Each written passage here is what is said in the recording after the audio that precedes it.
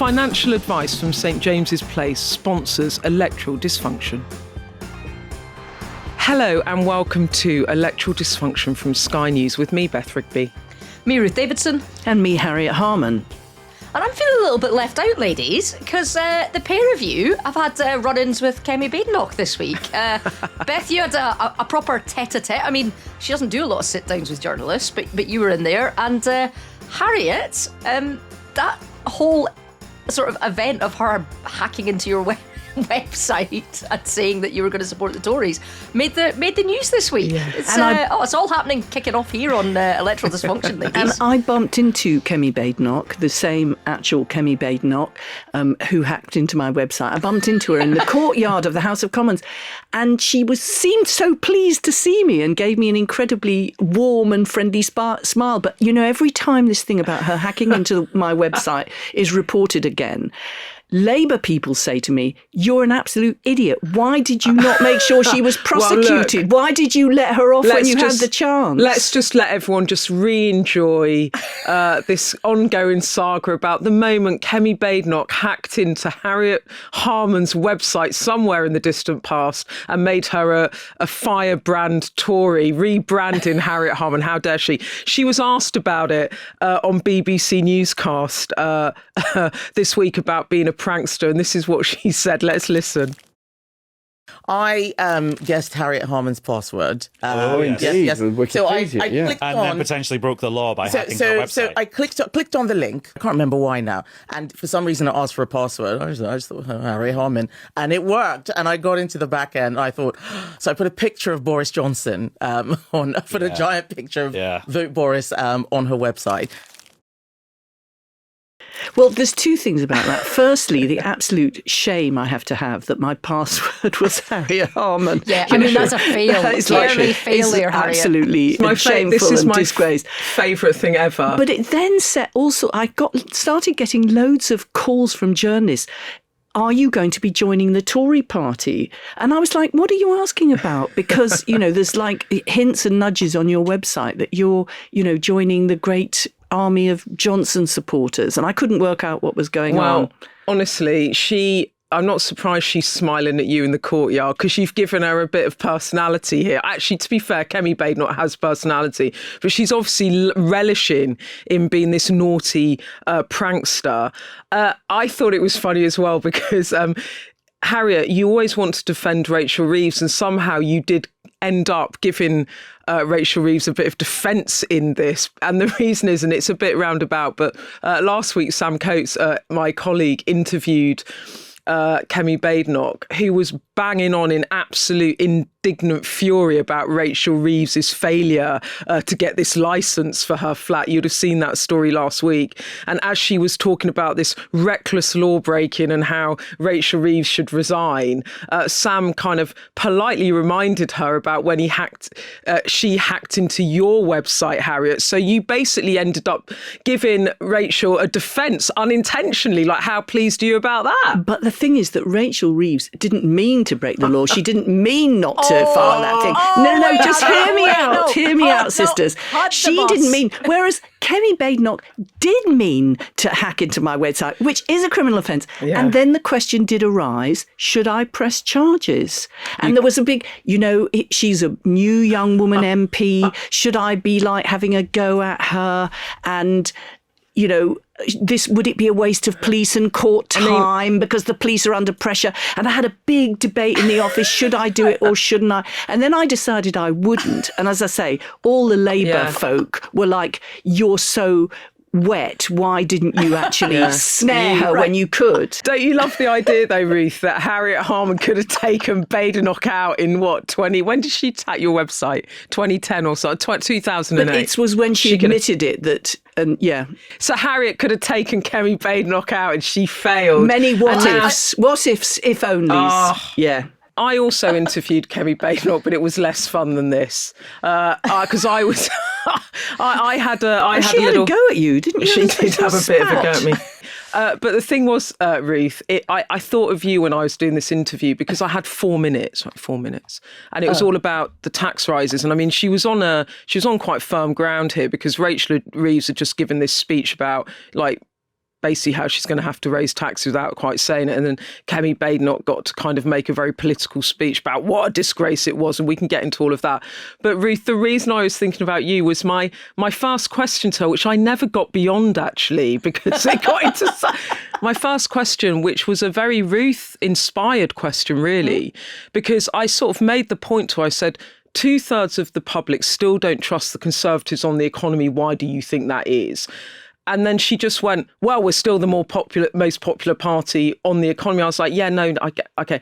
I said, do you? And then she laid into Reeves and the budget last year, all fair enough, making her points. And then I said, but do you take some responsibility about what happened in previous Tory administrations? And she just wasn't having it. And it went round and round and round. And eventually in minute 5, she said, we did get something wrong, or something's wrong. So I never actually even got to conduct the interview because we just got into a bun fight. It was exhausting. I don't understand why, when, we're going to hear from focus groups in a minute, and I find focus groups absolutely fascinating. And one of the things that this particular focus group, which is a bunch of women between 20s to 60s that have all voted Labour last year at the election, only I think 3 out of 8 of them had actually heard of Kemi Badenoch or knew her name. So she's got a huge body of work to do to with the very voters that she needs to attract back to the party, or to the party in the first instance. As Ruth was saying, because we've recorded this focus group with voters this week, and the thing that really stood out in what it was a group of women were saying was the struggle people are feeling with the cost of living. So we're going to talk about that. We're going to talk about Reeves and potential tax rises that I'm afraid could be hitting millions of you. I mean, we talked about it last week. And then this week, the Chancellor actually comes out to make a speech directly to the public, which suggests to me it's not kite flying. It's on the tracks. So we're going to talk about that. Well, look, it's been a bit of a week for the Chancellor, hasn't it? She came out on Tuesday, all guns blazing, sounding a lot like, even though she didn't quite bring herself to publicly say it, that massive tax rises are on their way in a few weeks. And we're going to get into all of that. But first, we want to turn to a focus group of female voters because they had an awful lot to say about the cost of living and how things are feeling, as well as loads of other stuff. And Luke Tryl's here with us, Executive Director of More in Common. He set that focus group up for us and he's here in the studio. Hello. It was great to be here. Tell us who's in this focus group that we had today. Who were we listening to, and what kind of linked them? Yeah, so this was an all-female focus group, which we do sometimes. But the interesting thing about this group is we decided to mix together 2 age groups. So half of the group were Gen Z women. That's the youngest generation of adults. They go from 18 up to 28 now. And then the older group of women was Gen X and some people who are in the baby boomer generation. So that's people who are approaching retirement or who have who are past retirement. All right. So it's basically a group of Gen Z's 18 to 28 and then people 46 and older. Exactly that. So, and this was to talk about both their experiences of the big issues, what was affecting them, but also to talk about their views of the political parties, and in particular, some of the emerging political parties and their views on the rise of the Greens and Reform UK. OK, that is so interesting, isn't it? Because we've been talking a lot about that. OK, let's hear from the group. We're going to come on to their disillusionment with the state of politics. But the first question you asked them, Luke, was about their number one issue or concern at the moment, and this is what they had to say.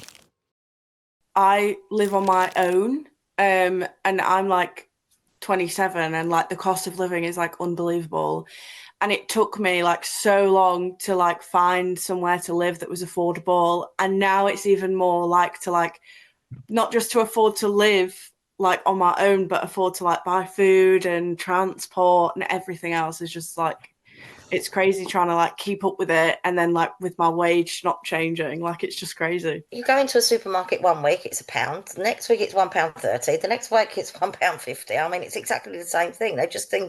Everybody just seems to be putting prices up, and nothing seems to be going down at all. I'm not cooking deluxe steaks every night or salmon or anything like that. It's just even like your price of mince, which is supposed to be a really cheap tacky meat sort of thing. Even that is just going stupid money. Everything we get is taken off us. We've already paid our tax, and then we're paying tax on everything we buy, everything we do. We save up, and then we have to pay tax on it. That money's already being taxed. We've got a lot of crime issues down here at the moment on Bournemouth, where we've got a lot of the immigration hotels coming down here. I've got grown-up daughters, and a few years ago when they first started turning 18 and what have you, they're fine going out in Bournemouth. Now, no, I wouldn't let them go out in Bournemouth at all. It's just getting a lot more dangerous in certain areas that used to be lovely and safe.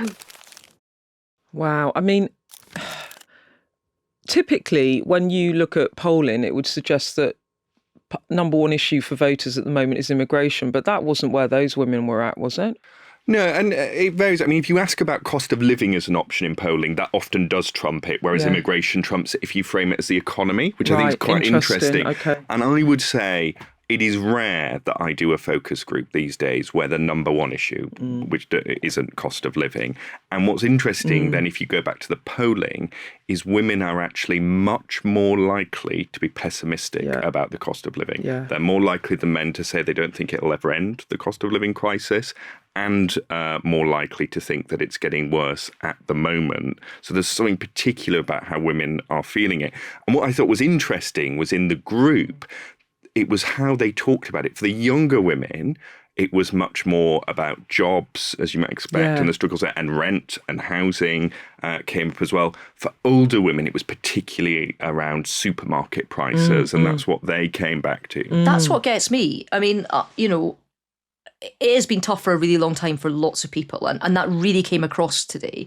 But in terms of just even people that are above median income that are getting by, like, you do notice stuff. That was I don't know what you thought, Harriet, but for me, listening to the women, that was the thing that really stuck in my mind, that when we're here, we're not in Westminster at the moment, but we are in central London.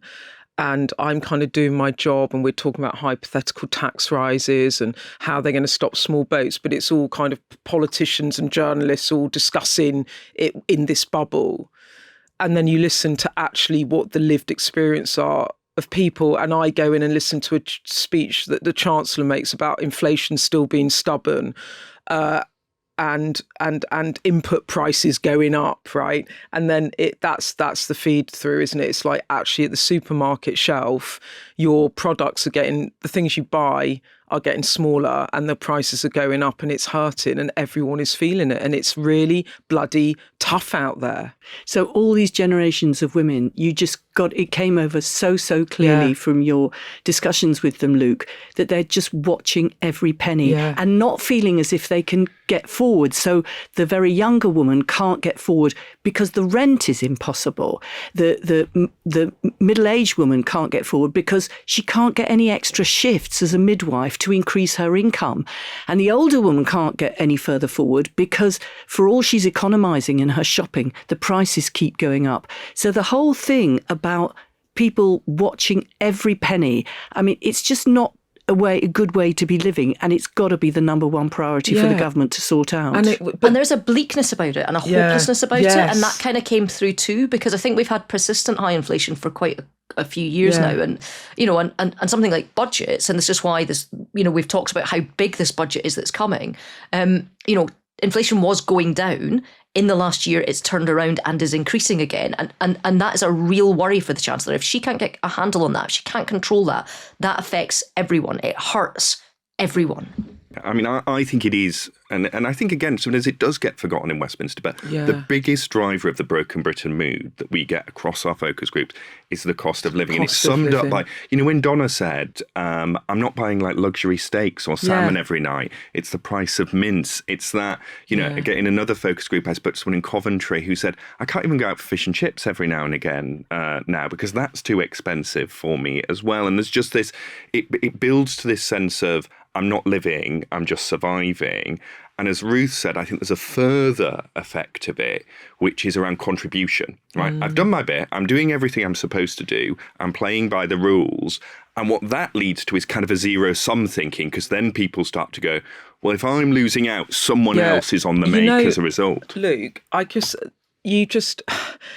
am literally in my mind, I've been transported back to Downing Street on Tuesday morning at this speech that was hastily called. Well, it wasn't hastily called, but we only found they'd planned it apparently for a while, where the Chancellor kind of tried to go over the heads of journalists, if you like, and talk directly to the public about the choices she's about to make. And in this speech, she made the argument about why she couldn't increase borrowing and wasn't prepared to. She made the argument about why she did not want to cut public services. Harriet, you took us brilliantly through all her choices last week. And then she talked about the difficult choices that she's got to make. And this is hinting at the tax rises. And she said, everyone has to do their bit. And this line stuck in my mind because I thought, wow, there's going to be millions of people out there that think that they are doing their bit, that they think that life is really hard, that they feel that they're working hard, they're paying their taxes, and they can't go on holiday, or they can't go to the cinema, or they can't go out for a meal, and they're going to probably stick two fingers up at you. That's what I thought. So I think what's really interesting about that, Beth, is,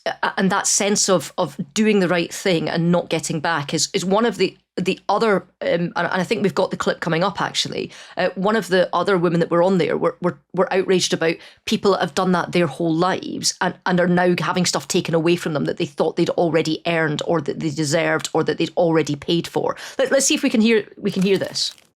We kind of got promised the world and then we're just down the same situation. It doesn't matter who's in power now. I think everyone kind of has just given up a little bit. It was kind of almost implied that it was going to be a complete change. We were going to have a completely different situation, and it was kind of everything that everyone was upset about was going to be fixed. I feel that Labour started off good. They were honouring some of their promises, but just now they're jumping onto anything that's in the paper. They're jumping onto it.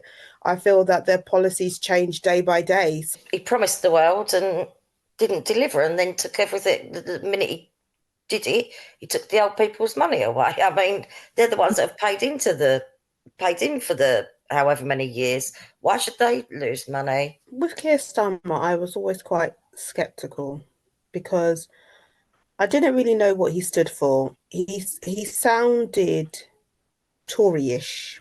He hasn't disappointed me because I didn't have much faith in him. Keir Starmer is very, very good at dodging the important questions. I think he's really good at sort of answering it in a way and then sidestepping it and then going on like that or blaming it on somebody else, which I don't think just Keir Starmer does. I think all of them do that. But I think he especially has had some really difficult questions that he just kind of won't answer, I guess. It's like they're too scared to hold accountability for a straight answer, so they like to kind of do a loop out and just answer the question with like another question sort of thing sometimes. Yeah, exactly, yeah. I feel like if you were to say to him, like, what are you going to do for the country? He would answer it by going, what would you like us to do with the country? Do you know what I mean? Like, I feel like that sort of questioning, like he doesn't have an answer. I don't think it's just all on him just because he's like the face of it. I wouldn't say I feel bad for him, but I think it's easy to kind of forget everything else that goes into these like big decision making like processes. I mean, all of those women voted Labour in the last election, didn't they? Harriet, what do you think when you hear that? So basically, they were struggling before the last election, and then there was a promise of change, and that was the single one word that was on all the podiums, on all the posters, change. Then they get to the other side of the election and they've got a new government. And for them, with the struggles that they're having, getting access to public services, but above all, just watching the pennies day by day, it does not change. So then they look to Keir Starmer. So what's going on? And they feel they're not getting a clear account of when things are going to get better and how they're going to get better. So I think this is one of the reasons why they brought forward Rachel Reeves from ahead of the budget to say what the context is and why what they're doing, which is difficult and which everybody's got to play their part in sorting the problem out. But because it's Labour values, that the people with the broadest shoulders have got to help the most in sorting the situation out. But I think it's the disappointment. I mean, if you're struggling and you're looking forward, you think relief is coming, we're getting a new government, things will be a bit better, and then it doesn't come, then there's real frustration. So I think the twin imperatives for the government are actually sorting out the economy so that people's standard of living improves, but also giving them the narrative about how and when they're going to get there. I mean, we've got until, the Labour government have got until, 3.5 years, but you don't want people to be feeling miserable for even a year. They've got to have some prospect that as they struggle forward, things will actually get better, because that is a promise that's got to be delivered. It was interesting in this speech because Rachel Reeves, for a start, like, chancellors don't give a speech, which is basically the first third of their budget address to the House of Commons 3 weeks before they do it. They just don't do that. That's really weird. It's really unusual. And the reason that she did it is obviously she's laying the ground to break massive manifesto pledges, and now they are pitch rolling that very clearly. And this is kind of point one of doing that, to try and explain to the public that the choices that she has might lead her, in her view, with no other option. Other people have different ideas about what she might do, but that's her decision.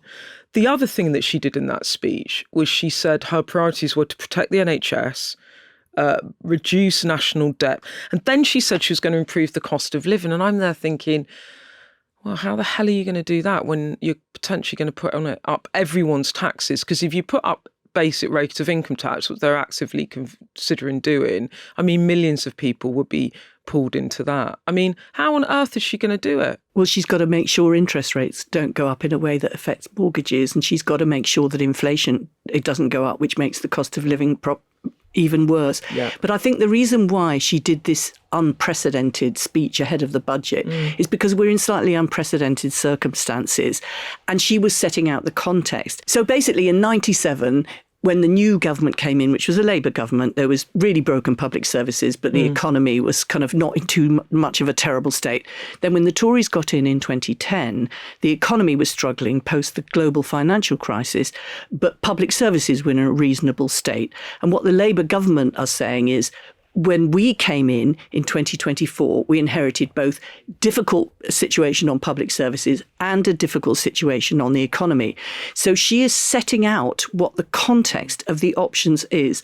And financial stability is very important indeed. Yeah. So she's saying we're not going to borrow, because she's got three audiences, not just the public who are listening and very worried indeed, but she's also got the bond markets, because if what she does makes people think that she's not trustworthy on keeping public finances stable, then interest rates will go up and the cost of being paid in interest will go up. And also she's got to ensure that Labour members of Parliament vote it through, because what you don't want to have, she's got a finance bill that's got to get through after the budget. What you don't want to do is have a budget announcement and then find that it's not acceptable to the bond markets and interest rates go up and skew all the figures, or it's not acceptable to the Parliamentary Labour Party, so they won't vote it through. So it's not just the budget, it's the 2 weeks afterwards. But if you cut to the chase and you said she's kind of got to make sure that the bond market still trusts her and she doesn't break her pledges, I'm there going,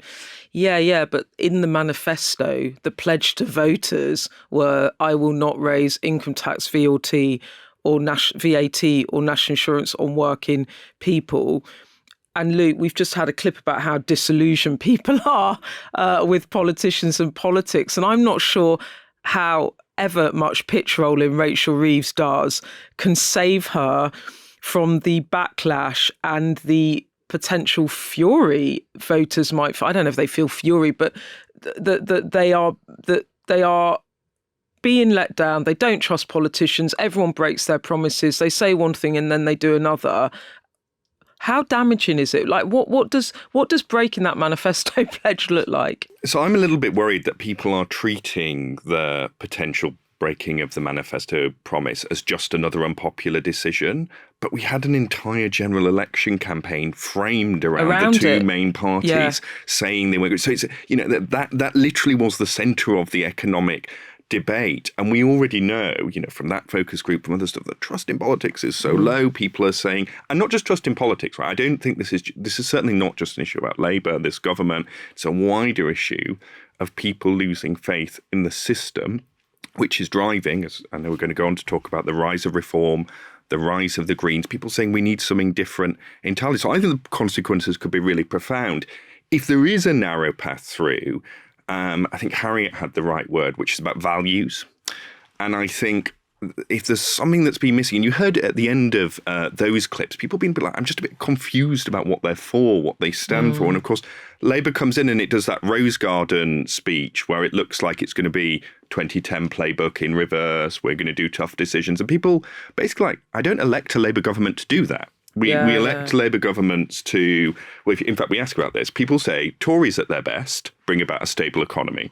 Labour at their best look after the working class and improve public services. Right. And when we ask what would the conditions be where it's acceptable to break the pledge, there are only two which come out with a significant number saying yes. One, if it leads to massive investment in public services. Two, if the burden falls on the rich. Okay. So that is the only path through. But I still think, you know, as I say, there was an election fortunate. People are going to go, we haven't been told the truth again. Ruth, what do you make of all of that? Yeah, so I think Luke's right. I think the problem that Labour has, and not to heap even more problems on Rachel Reeves, is the fatigue that is there and the way in which they attacked that last election, which they didn't have very much in their manifesto, but these three things were incredibly clear. So this was like, these are the things you can judge us on. You know, you have to give people a fighting chance to get on board with a national story that says, you think that Britain is in decline, we're going to renew it. This is going to be a better Britain out the back end of it, but it's going to take some hard work to get there, but stick with us while we do the hard work. And you know, they didn't lay that path for people to come on. So why should they trust them? Why should they? I think the difficulty was they when they were trying to explain that things were going to be really hard and really painful and difficult decisions, it had a depressing effect on the economy and people, but they didn't clearly enough at the time explain how they were going to go forward from that. Yeah. So actually their explanation of how tough things were going to be didn't work in the way... They just said it was the Tories. The Tories had a bigger debt than we thought they did. That was their narrative. That's all people heard. They didn't to me anyway, it was all about, we've done this black hole number, which, okay, the OBR contests, but we can fight about that on a different day. And they kept bringing it back to the hole was bigger than we thought. What they didn't do was lay out the steps of, you know, we're going to get to this place that we all want to get to as a nation. Come and help us. Yeah. It's going to be tough, but we're going to turn it around. Totally agree with that. I mean, that's the thing. People are a bit sniffy about sort of New Jerusalem visions, but actually people need a little bit of that, a little bit of a, you know, we've had basically since the crash, people have been told it's going to be tough. It's going to be tough. What does it look like at the other side? Yeah.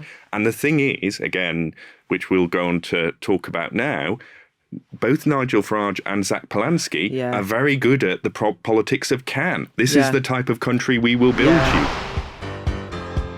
The budget's coming up, and if you're already wondering what it'll mean for you, your family and your future, you're not going to be alone. It'll be a big moment with speculation rife about what the Chancellor might do, especially around tax. If you're feeling like you may need some help to understand its implications, then St James's Place has a national community of advisors that offer one-to-one financial advice. Whatever's announced at the dispatch box in the House of Commons, a St James's Place financial advisor can talk you through what it means for you and will help you plan for the future, empowering you to make confident choices around your family finances. Visit sjp.co.uk to find your one-to-one financial advisor. St James's Place representatives represent only St James's Place Wealth Management plc, which is authorised and regulated by the Financial Conduct Authority. SJP approved 21st of October 2025. If people are pretty fed up with the current lot and they didn't much like the past incumbents for the past 14 years, what do they think about the new kid on the block? I'm not sure if Harriet's obsessed with him or he's obsessed with Harriet. I'm not sure which way it's going. We'll have to get him on the pod. I'm trying, people. But let's see. What did the focus group say about Zack Polanski? He caught my attention, I think, because of his background. This is just obviously like what I've seen online, is that he was kind of just like a normal person, and he seems quite outspoken. Climate and everything is their main goal, but I think he talks a lot about affordable housing and working on just I don't know, making things better, I guess. Zack has a very kind of realistic perspective. He's not going, oh yeah, I'm going to change everything overnight. And it's not as simple as I'm going to say I'm going to do this and I'm just going to magically make it happen. I think he's actually thought about the realities. He's saying, I want to improve access to things, but it's going to take time and this is what's going to suffer as a consequence. And I think that's really nice to actually see because, ultimately it doesn't grow on trees. Things are going to, if you want something else to improve, something else is going to take the fall. And I think it's actually knowing what kind of compromises you're making. Yeah, I just think he seems quite relatable, which is not something you can say for a lot of politicians, for a lot of people. He sounds realistic, I agree. But what is he actually going to do when he gets in is a different story again. Mm-hmm. You can promise us the earth, as they all have. Are they going to be able to pick up and do what they actually say they're going to do? Honestly, Zack Polanski, it's like he has, in social media terms, he's like lit the world alight. It's just Zack now. It's first name terms. Every time he does anything with anyone, much like when you're in a kind of Nigel Farage fever dream. Yeah, like Nigel Farage, he went on TikTok. He's now got over 1 million followers. He's one of the chief. There was a recent study out in which he is one of the top 15 news creators in the country. Everyone is engaging in his stuff. Very unusual for a politician, actually, to get that kind of traction, isn't it, on social media? And now here comes Zack Polanski. And I'm not joking. Every time there is something he says or done, he shares it on social media, it is going around like wildfire. I mean, it is, we talked about it being, is it Cleggmania? But it feels like even more, I don't know, like it feels like it has even more momentum about it. It's because of social media. I mean, Cleggmania was happening in a time when people got their news off the telly, the 6 o'clock news and the 10 o'clock news. Now, and they were talking about this in the focus group, none of them get their news in that way. So basically, it's a time capsule. He can zap into everybody's lives absolutely immediately, courtesy of social media. So Farage is making the news on social media every single hour of every single day. And now Zack Polanski is doing exactly the same. Luke, are people just not watching the news? Is that this is a whole paradigm shift here, isn't it? Like very definitely. And it's quite interesting. It's not just that they've switched from, watching the 6 and 10 to something else. It's totally fragmented, their news environment. And I did a focus group where it really hit home for me earlier this year, where there was a young woman and she said, I just want to find my own truth about things that are happening. So people are, going in lots of different areas. There's also just something about, and I think this is where Polanski is really good, is that, we talk about the attention economy. The politicians who win in the modern era are the ones that can cut through, capture people's attention. Short form is particularly important for that. And clearly Polanski is very good at it. And we heard it in that group. They were all talking about social media and saying, and I think there's also something else. I thought it was really interesting. There was one of the participants said, look, you watch the main news, it's just too depressing. And too much about foreign affairs. And I just want to zoom in on this. And you said it, Beth, but I think it's worth reiterating.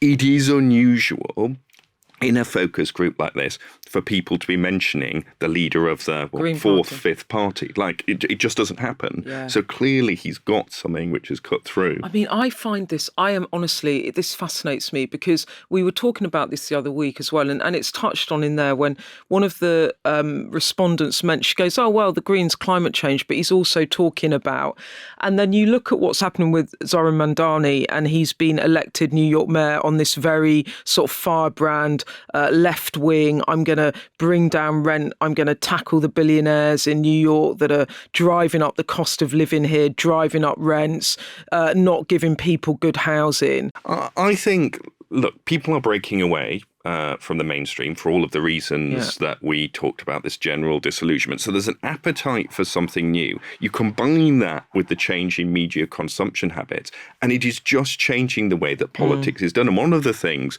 which I think is a bit underappreciated is I think the modern attention economy is going to reward politicians with stamina, because you basically have to be like that film, Everything Everywhere All at Once, right? In order to keep doing that. And I think it's one of the reasons Kemi Badenoch has suffered. I think it's one of the reasons Ed Davey doesn't doesn't cut through as much because they're not everywhere. Or once I got that wrong that time.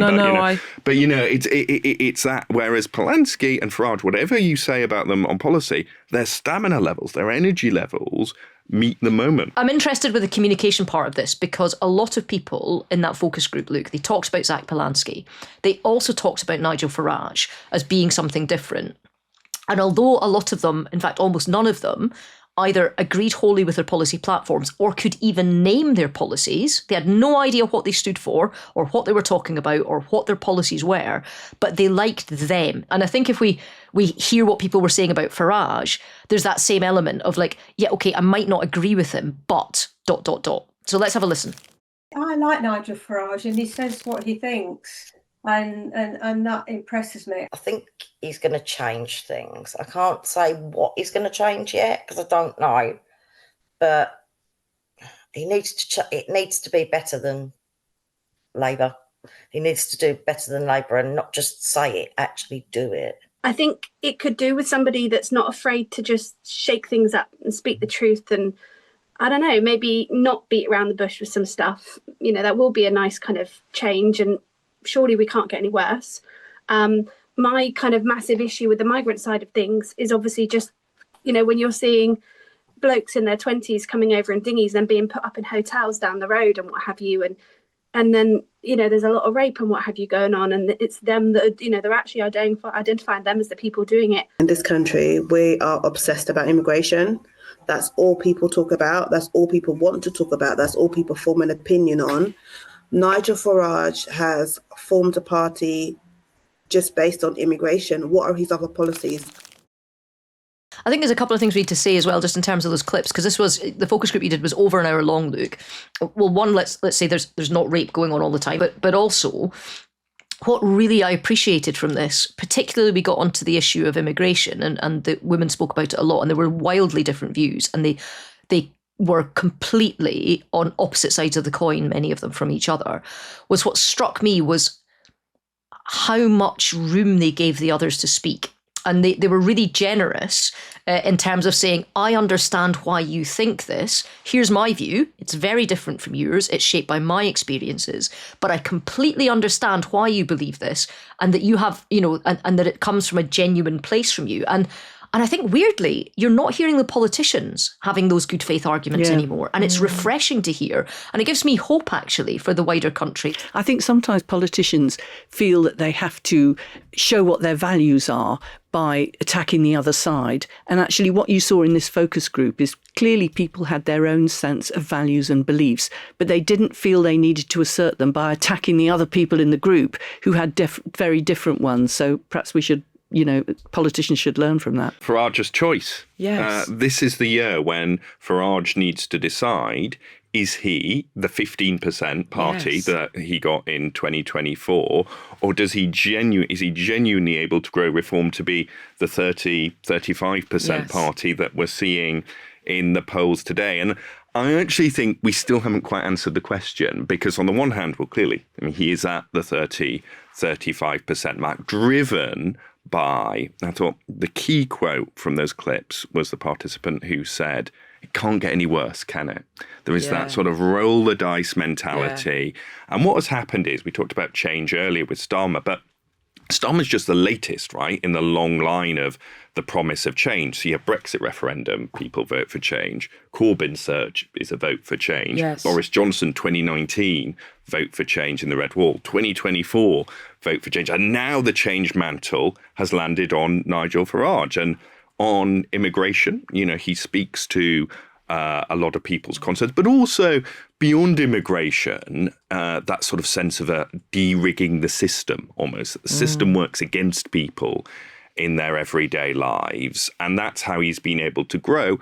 But they still haven't found themselves, I think, able to take on their more online sort of radical fringe who alienates me. But on other areas, clearly he has recognised he needs to shift and make that choice. For instance, on Ukraine, his latest interview, very different. His economy speech actually looked to be a bit about, sort of almost clearing the decks. So in terms of you talking about the kind of city on the hill and New Jerusalem stuff, Luke, in terms of the visions that Zack, Polanski and Farage are putting forward, I think the difference is sort of time. So I think that Zack is talking to a younger generation about what the future might be, whereas to me, I think Farage is saying, like, things are crap now, but do you remember that time before where things were better? Let's go back to that Britain. Let's go back to that memory that you have of a warmer, better, the bits that he says in brackets is whiter, close brackets, Britain, where you could have a working man going out and support a wife and 3 kids off of a single salary and buy a house. Remember that Britain, let's get back to that. So that's where I see a kind of almost a future and a past type Britain is what they're sort of fighting over. Yeah, absolutely. And the interesting thing is when we break down groups of voters, we've got these 7 segments we use. And we've got one segment we call progressive activists. They are driving the rise of the Greens and Zack Polanski. Right. Another segment we call dissenting disruptors. They're the group who are driving the rise of reform, really unhappy with the status quo. What unites those two groups is they are the two groups most likely to say that they're ashamed of Britain at the moment, but for very different reasons, because progressive activists tend to say they're ashamed of our past. Dissenting disruptors want to go back to our past. And so I think that sort of way of categorising, I mean, make Britain great again. It's not quite Farage's slogan, but, the American version has again in it. And I think that is what they are appealing to. But it was also interesting, that focus group, one of the most interesting quotes was from Poppy, who, asked about leaders or politicians she liked, said, mine was sort of Nigel or Zack, a bit of both. And it might surprise people in Westminster, but there's definitely a group of people who are basically like, actually, I just want anti-system. I want something different. It might be the Greens. It might be reform. God, well, that is absolutely fascinating, isn't it? And the way that you've characterised them now, it kind of really crystallises for me the progressive activists versus the dissenting disruptors, and how they're kind of on different ends, but actually there's a common endeavour. That's brilliant. Well, look, I think we're going to have to let Luke go, unfortunately. Thanks for your views. I thought they were really candid and really interesting. Really, it's so... we all love a focus group because it... I love a focus group. So I find them fascinating. It's so helpful and illuminating and informative, and it informs how I do my job for sure. So I appreciate it too. So Luke, we appreciate you. Thank you. Let's do it again soon. Yeah, thank you so much for doing that for us. Financial advice from St James's Place sponsors electoral dysfunction.